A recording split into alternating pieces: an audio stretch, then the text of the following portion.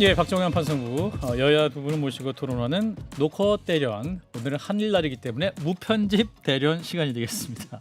자, 먼저 함께하실 네 분을 소개해드리죠. 박성태 실장님 그리고 맥 소장, 서영주 소장님 어서 오십시오. 네, 안녕하십니까. 예, 자 그리고 그 인사도 안 해.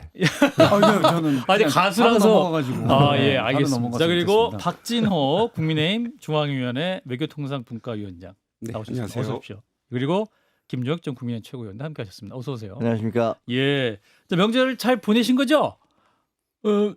잘 보내야죠.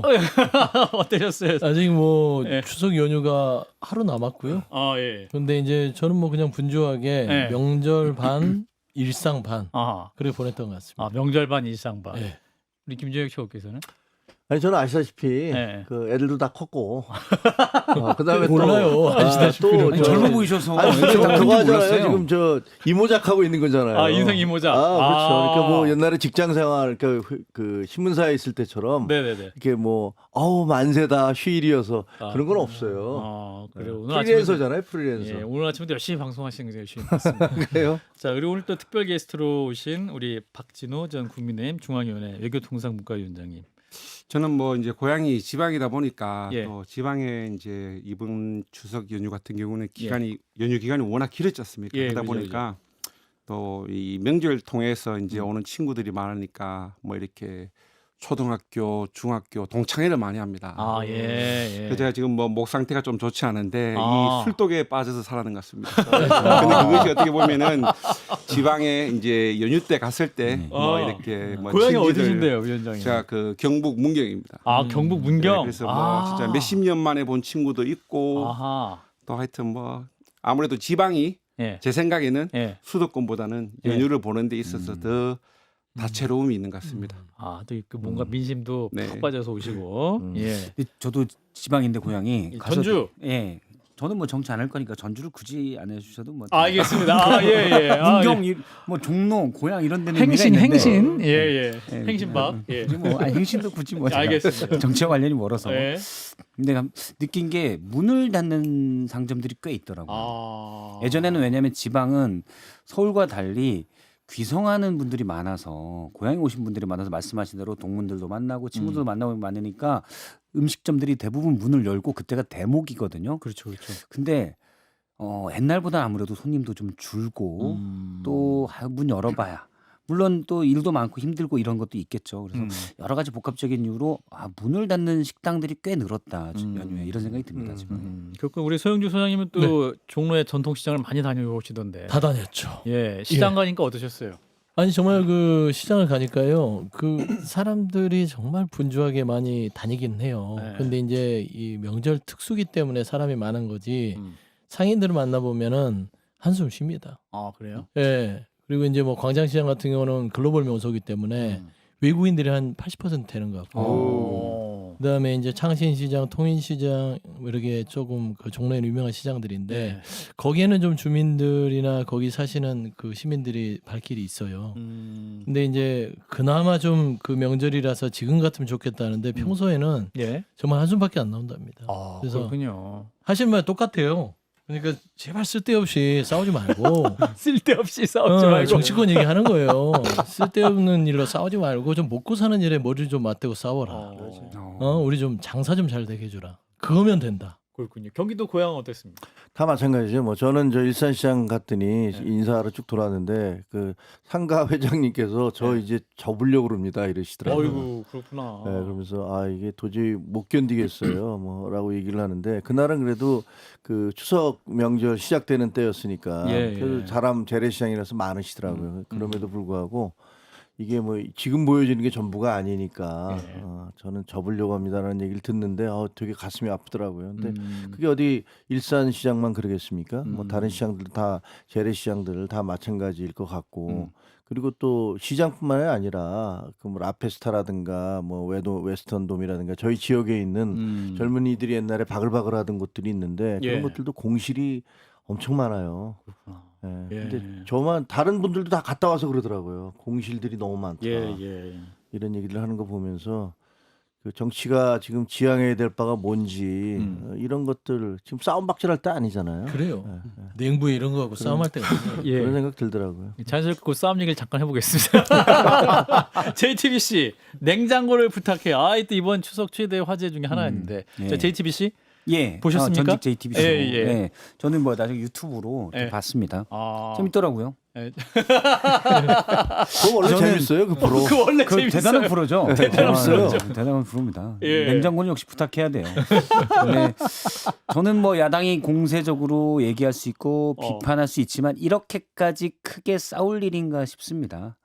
저는 사실 기본적으로는 제가 예를 들어서 뭐 그냥 얘기한다면 이진숙 위원장의 빵 얘기도 제가 별로 그렇게 안 하거든요. 예, 예. 그러니까 뭐 자잘한 것 가지고 너무 그러지 말자라는 게 강하고 그다음에 대통령이 예를 들어서 축구 야구를 많은 국민들이 좋아한다고 해서 축구 야구만 챙길 건 아니잖아요. 예, 예. 봅슬로이도 챙겨야 되고 그다음에 컬링도 챙겨야 되고 가끔 당구도 좀 보셔야 돼요. 그런 것들이 있듯이 예. 물론 국정자원 화제로 많은 불편들이 있었지만 첫 번째 인명 피해 참사가 아니고 또 당시에 대통령이 일단 아침에 회의도 했고 그다음에 몇 가지 주문사항을 해놓으면 사실 짬내서 2시간 정도 제가 알기로는 2시간 정도 녹화를 했다고 그러던데 예. 그 정도 짬을 낸 거 가지고 이렇게 짬을 내서 그냥 논 것도 아니고 또 한식 세계화를 위해서 식재료. 식재료 출연한 건데 이렇게까지 야당이 비난할 일인가? 야당이 뭐 잘했어요. 박수 치진 않겠죠. 네, 저는 그런 거는 조금 너무 나간다 싶습니다. 예. 박준호 위원장님. 우리 그 좀 전에 그 박성태 소장님께서 말씀하신 실장입니다. 실장님 죄송합니다. 소장은 공석이에요. 아, 네, 그렇죠. 모시면 이게 제가 소장- 또, 네. 죄송합니다.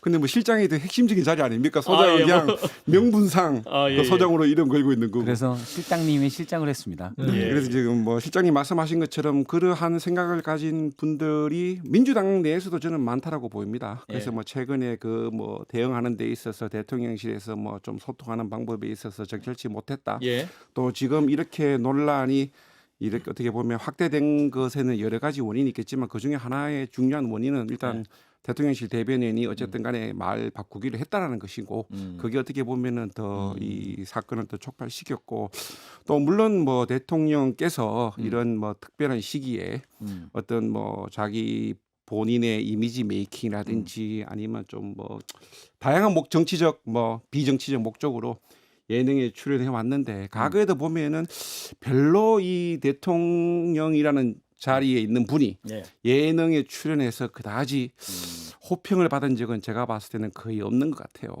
그리고 또 이 뭐 냉장고를 부탁해라는 이 예능 프로그램 자체가 예. 뭐 인기가 있고 없고를 떠나서 오히려 보면은 왜 하필이면 이 시기에 또 이런 사건이 있을 때 굳이 무리해서 계획한 대로 굳이 출연해야 됐을까?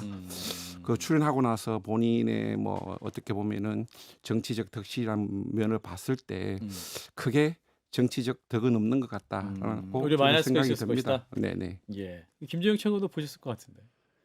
근데 이제 그 대통령실은 좀 억울한 면도 있긴 할 것 같아요. 예. 왜냐하면 아시다시피 이거 그 한참 전에 미리 짜놓는 거잖아요. 그렇죠. 예능 출연은. 언제 예. 녹화합시다라고 그렇죠. 짜놓는 거니까 이게 사고 날 것을 뭐 예상을 해서 했다는 거는 말이 안 되는 거고 그 또 녹화를 대통령이 나온다고 해서 다 준비를 해놨을 텐데 만약에 안 출연해 버리면 그다음에 그걸 또 어떻게 할 것이냐라는 부분도 있었을 거예요. 네, 네, 네. 그건 이해가 돼요. 그리고 또 뭐 K푸드를 홍보하겠다라는 취지도 근본적으로 기본적으로는 이해가 되는 측면도 있어요. 예. 따라서 이걸 가지고 무슨 48시간 동안 자리를 비웠냐 뭐냐 하는 것은 예. 과한 비판인 것 같아요. 아. 그런 측면이 있다는 것은 또 한편으로 하고 대신에 문제가 또 많이 있는 것도 사실이에요. 왜냐하면 기본적으로 국가자원정보원 관리원의 화재가 발생을 해서 또 그중에 한 분은 또 비극적 선택을 했잖아요. 예. 그래서 그날이 발인이었어요. 또 하필이면. 그러니까 예. 그런 여러 가지 정황을 고려를 한다면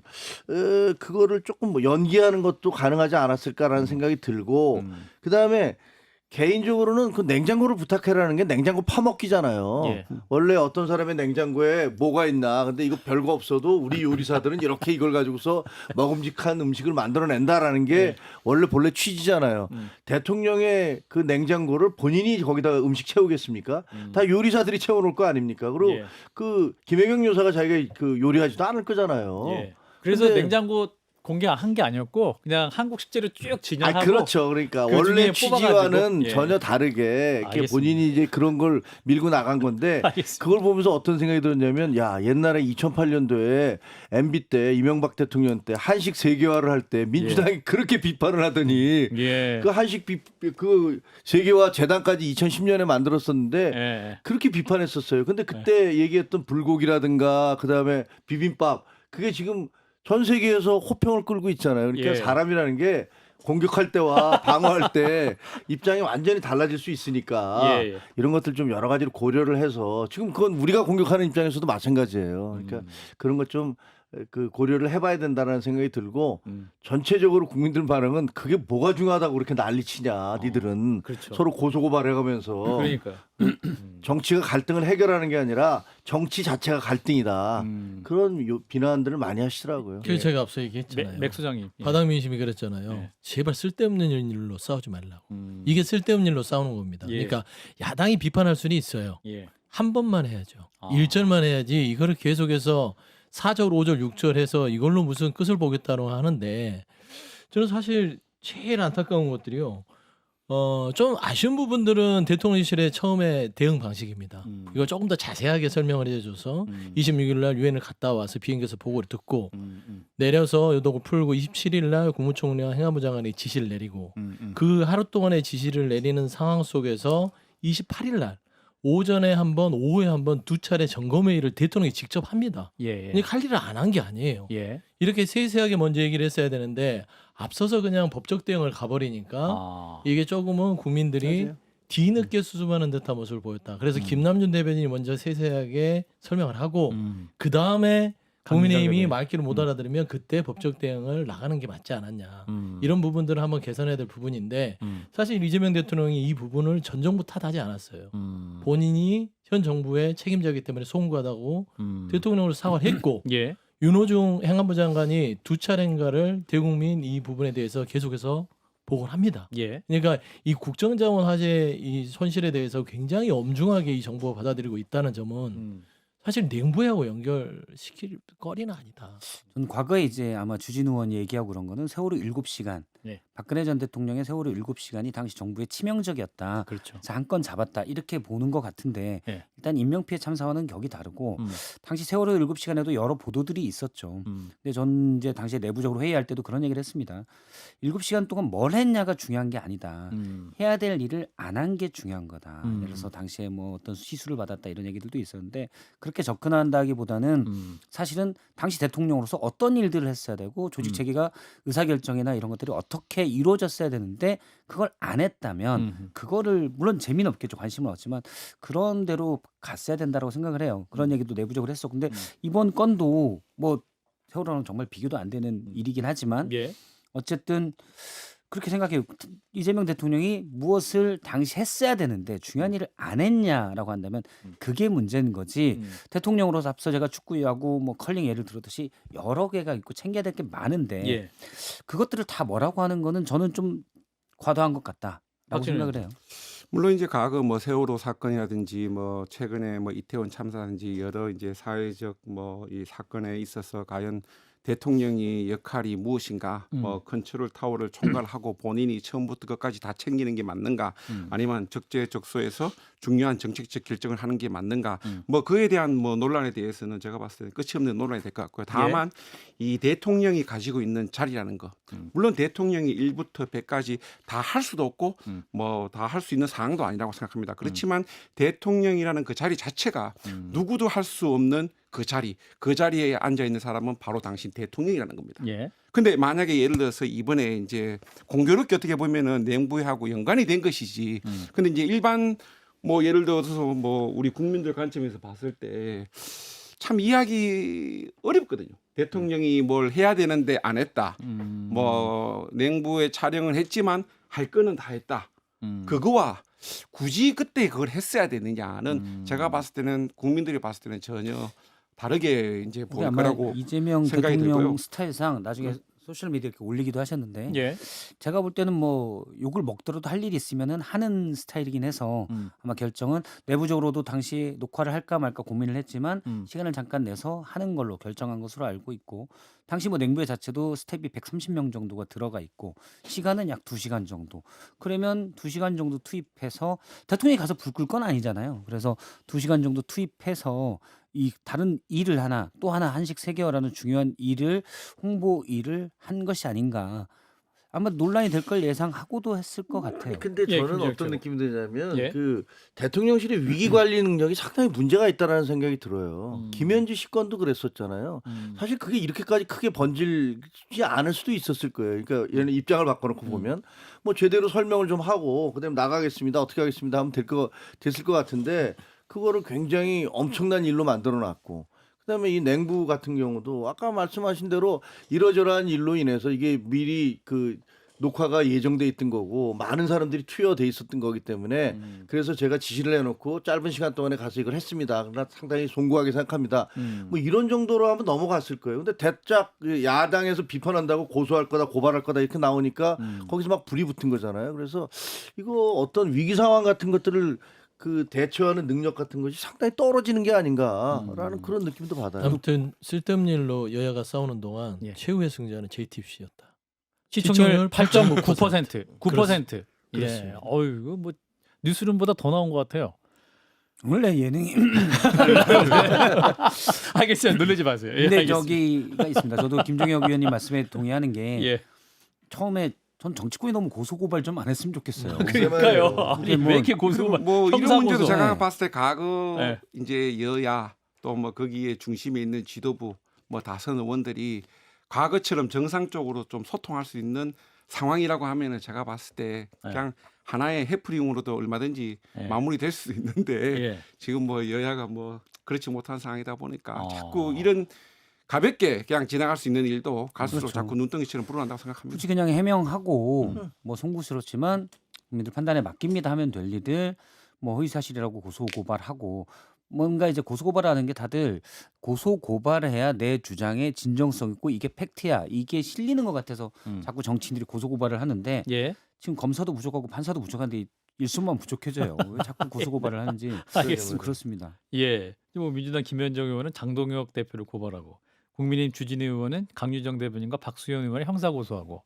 또 민주당 모경정 의원은 또 주진우 의원을 고발하고 뭐 이런 상황이긴 네. 합니다. 명절 끝나면 다 여야 대표끼리 만나서 서로 취하면 좋겠어요. 취하를 할 것 같고요. 아 그래요? 예, 사실상 뭐 이게 고소고발 건이 또 받아들여질지도 모르겠어요. 음. 이 부분은. 그래서 이제 정치권이 고소고발 전에 말싸움이라도 일단 만나서 이 부분에 대해서 너 왜 그랬어? 그건 아니잖아. 이러면서 차라리 그렇게 다투고 해결을 봤으면 좋겠어요. 알겠습니다. 그 말을 안 하려고 고소고발장을 왜 그 법적으로 풀려고 합니까? 그런 자. 건 습관이 됩니다. 이어서 건국전쟁 2 그게 더 영화. 문제입니다. 이게 더 문제입니까? 자 이번에 또 콘텐츠가 화제가 됐는데 장도연 국민의힘 대표가 이제 청년들과 함께 이 영화를 관람했다고 합니다. 자, 영화 관람했던 사진도 지금 유튜브로 나가고 있습니다. 청년의 장풍 장동혁이 간다.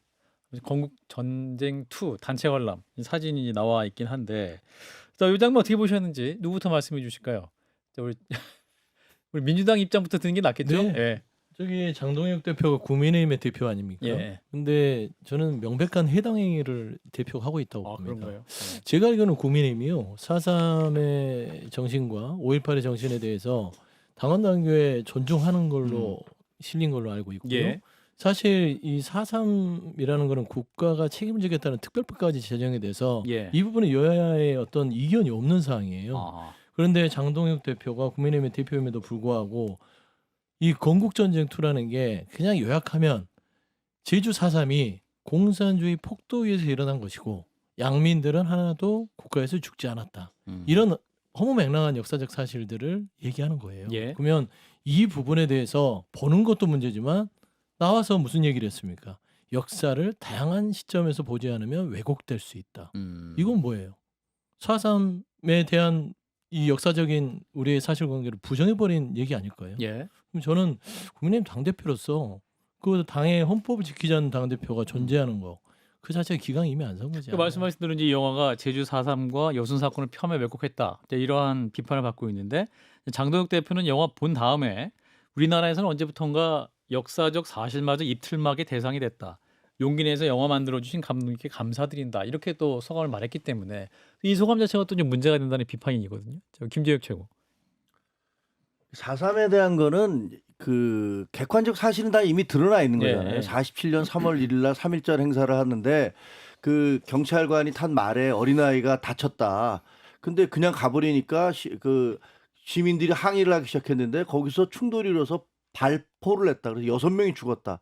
그때부터 시작해서 제주도가 굉장히 들끓기 시작했고 1년 뒤에 48년 4월 3일 날 당시에 제주도의 남로당 총책이던 김달삼이가 12개 지서를 습격을 했다. 그러니까 제주도에서 컨트롤이 안 되니까 육지에서 군경을 보냈는데 이 사람들이 가서 구별이 잘 안 되니까 그냥 양민들을 막 학살을 했다. 뭐 이런 거잖아요. 근데 보면 보수 정권 쪽에서는 계속 야, 그 김달삼이라는 공산주의자가 일으킨 거잖아. 이런 얘기를 하고 진보 정권에서는 이 부분보다는 양민을 학살했잖아.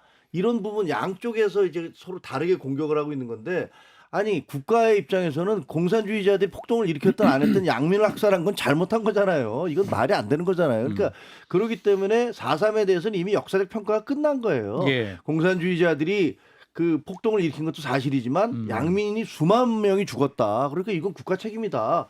그래서 배상도 하고 있고 공원도 세워놨고 제주도에 가면 다 이름 명단까지 다 이렇게 다 새겨져 있어요. 예. 그러니까 5.18도 마찬가지고 4.3도 마찬가지고 대통령들도 보수자 대통령들도 가서 사과를 했던 그런 내용이기 때문에 예. 이거를 뭐 다시 거꾸로 돌려서 마치 이게 무슨 뭐 억울하 그 양면학살이 없었다는 식으로 간다는 거는 말이 안 되는 거고 저는 기본적으로 정치권에서는 이 역사적인 문제를 자꾸만 이렇게 과거의 아픈 상처를 건드려서 정치적으로 이용하지 않았으면 좋겠어요. 예. 그거는 그 역사가들에게 맡기고 그다음에 더구나 이제 보수 정권의 입장에서는 미래 정책 이런 걸 얘기를 해야지 과거에 대해서 얘기해봤자 솔직히 말해서 도움될 게 하나도 없어요. 이거 이번 논쟁이 뭐 우리한테 도움이 되나요? 보수 정당에 저는 그 국민의힘이 도움이 된다는 생각이 전혀 안 들거든요. 도움이 안 되는 이건 거였다. 정무적인 실책이다라는 생각을 합니다. 물론 뭐 포커스를 해당 그 독립 영화가 포커스를 뭐 당시 뭐 남로당에 의해서 살해당한 군경 또는 이렇게 잡아서 했을 수도 있지만 그건 뭐 그의 시각이 그렇다 예. 뭐 생각할 수 있지만 당시 보고서 진상 보고서에 따르면 민간인 희생자가 확인된 것만 15,000명 정도 됩니다. 예. 일부 보고에는 25,000명, 30,000명 또 한 외국인은 당시 미군 정보로 올라온 게 6만 명에 달한다라는 보고도 있다고 해요. 예. 근데 확인된 15,000명 가까이 되는 분들 중에 토벌대 그러니까 서북천연단과 군경에 의한 사망자가 약 80%, 약 15% 정도가 이제 말씀하신 남로당이나 또는 어쨌든 그쪽에서 나온 에서 희생된 분들 예. 양쪽에 있었죠. 근데 예. 비중이 이래요. 그리고 말씀하신 대로 군 우리가 세금 내서 운영되는 국가 권력이 양민들을 향해서 폭력을 행사했다는 게 중요 포인트거든요. 예. 사실은 이 4.3과 5.18 때문에 국가 공권력이 지금도 우리나라가 신임을 못 받는 일입니다. 그런데 장동혁 대표가 가서 사실상 응원했다. 이거는 구구에 지금 희생당한 숫자로 봐도 이렇게 다른데 한쪽에 작은데 너무 힘을 쏟고 있다. 정치적으로 본다면 정무적으로 잘못됐다고 봐요. 그래서 이미 23년 5월에 김재원 당시 최고위원과 태용호 최고위원이 4.3 사건을 폄훼하는 발언으로 윤리위 징계를 받았습니다. 예. 근데 지금은 당 대표가 대놓고 하고 있어요. 예. 방향이 박준호 잘못됐다. 우선 저는 이 발단이 그 저희들이 이제 그 장애 집회할 당시에 예. 뭐 이 건국정쟁 이제 관람을 좀 언급했었고 좀 전에 이제 화면에 나온 자료도 봤을 때 같이 관람한 이런들을 봤을 때는 참 제가 봤을 때는 약간 좀 초라해 보였고요. 어쨌든 여당 대표가 이렇게 관람을 하고자 하는데 예. 그와 함께하는 사람들이 좀 많이 빈자리가 정도밖에 있었다. 없다는 것이 좀 초라해 보였고 또 현수막 자체도 제가 봤을 때 누가 이 기획을 해서 저런 현수막이 걸리게 됐는지 제가 그 뭐 배경은 제가 뭐 좀 짐작 가는 바는 있지만 예. 제가 뭐 확인되지 않았기 때문에 말씀드리기는 좀 못한데 현수막도 저는 제가 봤을 때 좀 적절치 않았는 것 같아요. 근데 이제 다만 이제 이 아까 우리 뭐 여러분들이 말씀하신 것처럼 이 역사적 사실에 대해서 보는 관점은 다양하게 있을 수 있고 또 그것이 정치적 영역으로 들어와 버리면은 이 또 다른 정치적 논쟁거리가 되는 것이 어쨌든 우리 지금 현재 그 정치의 현 주소인데 다만 학술의 영역이라든지 그다음에 예술의 영역에서 봤을 때는 저는 또 다른 측면도 있다라고 생각합니다.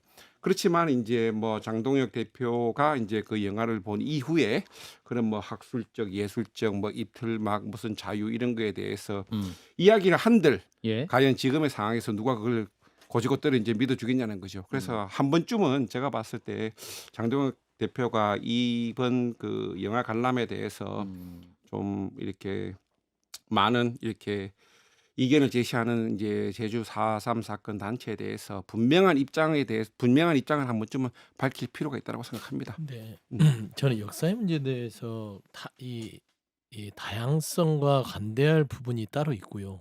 절대 양보할 수 없는 부분들이 있죠. 그거를 마치 정치용으로 가져와서 정치적 자양분으로 삼기 위해서 국론 분열용으로 사용한다는 거 그거 굉장히 고약한 거예요. 네.